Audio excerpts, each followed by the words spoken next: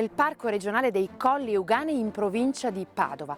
Perché questo parco è famoso? Per la sua biodiversità. Ma che cosa vuol dire? Vuol dire che in un territorio relativamente contenuto, perché parliamo comunque di 19.000 ettari, ci sono tantissime specie vegetali e animali. Ad esempio sono state censite oltre 1.500 piante e noi ci troviamo nel giardino botanico sotto a Casa Marina. Inizia proprio da qui il nostro viaggio.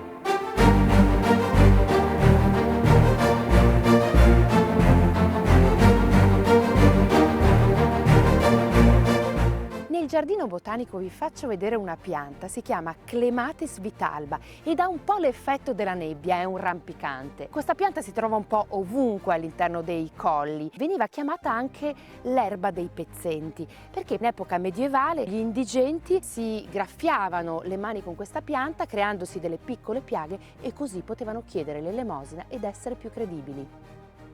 Il parco copre ben 15 comuni del Padovano e dove mi trovo io adesso, cioè a Casa Marina, siamo in un punto davvero importante perché da qui partono numerosi dei sentieri percorribili dai visitatori, ma non solo. Grandi e bambini possono venire e fare dei laboratori e corsi di avvicinamento alla natura.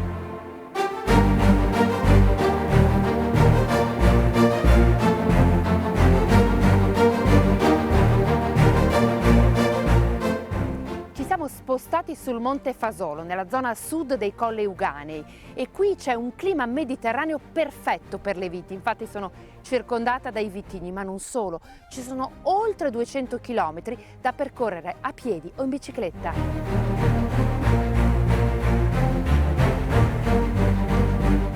Qui ci troviamo in un'azienda all'interno del parco che coltiva tulipani. Pensate che quest'anno ce ne sono ben 92 specie di 92 colori diversi.